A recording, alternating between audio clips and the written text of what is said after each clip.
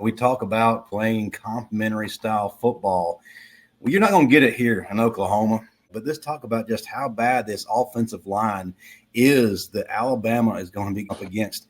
They have surrendered a total of 41 sacks, which is second most right now in the FBS. As far as scoring, listen, they don't do a whole lot of that. The only team to score less is Kentucky.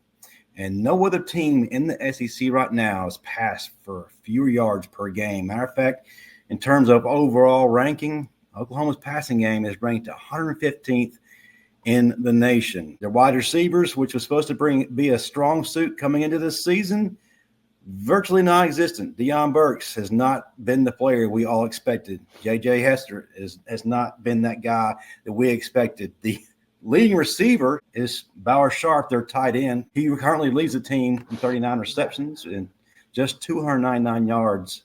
Their offense ranks 94th in scoring. This isn't the Oklahoma under Lincoln Riley by any stretch of the imagination. Alabama's defense is trending up. We already talked about it. We're only giving up 16.9 points per game, guys. And since the South Carolina game, we've had 15 turnovers. Let's talk about keeping that suit in our offense in disaster mode. How do we keep that trend continuing without Oklahoma having that aha moment where Jackson Arnold and company suddenly start figuring things out? I think you continue with what you've been doing, and that's having Jahad Campbell rushing the quarterback, getting after Jackson Arnold. And then also you are seeing Quay Russo get healthier and healthier, like, and him being able to rush as well. But I think this is a game here for a young guy, Yancey Pierre. This could be a center stage moment for him. At that wolf position, you lose Q-Rob to an injury. He's out for the year. But now here's a chance for Yancey Pierre. Hey, here's my moment, right? I can go on the biggest stage for me right now in Oklahoma and tear up Oklahoma's passing, tear it completely to shreds. This is a moment for him. Here's a moment for your two young Wolf linebackers. These are both two true freshmen, Noah Carter, Jay Sean Ross. The red shirts are off both of them. They're going to play. They are both going to play. So here's a moment for these two. We've seen back-to-back games between Mercer and LSU. Keon Keeley's gotten out there, and he's been able to do some good things. So here's a moment for Keon Keeley. We've seen James Smith in the game more, Jordan Renaud in games more.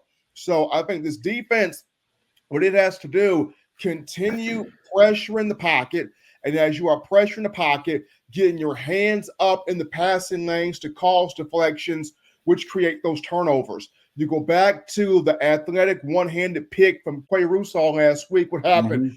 Deontay Lawson. What do you do, senior? Get your hands in the passing lane, affect the vision, tip the ball in the air, allowing your teammate to make a play right there on that football. Deshaun Jones knocking the ball out, forcing a fumble. Damani Jackson did the same thing. So pressuring the quarterback and being optimistic, being around that football. Pressure, pressure, and pressure. I don't care who you got back there, quarterback. If you're teeing off on him after so many hits, he's not going to want it anymore. And when he doesn't want it anymore, he's just going to start throwing it up. And that's when you start to see the turnovers happen. It starts with the D-line up front. Pressure, pressure, pressure. I'm challenging our secondary this week. Cover like you've never covered before. If we play solid on the back end, I think you'll see this defense get the most sacks in a game that they've probably gotten the last 2 or 3 seasons. But that starts with the back end doing what they're supposed to do. I think the biggest player I'm going to challenge here on the back end is Devontae Smith at that Husky position. He's got to defend that inside guy well. We've seen moments where Smitty has played pretty solidly. We've seen moments where he's been burned a bit. So I'm putting the focus on him at that inside Husky slot corner position. He has got to play that guy on the inside because Xavier Brown's getting better. Each game he's getting better. Damani Jackson's looking like a late first-round pick right now.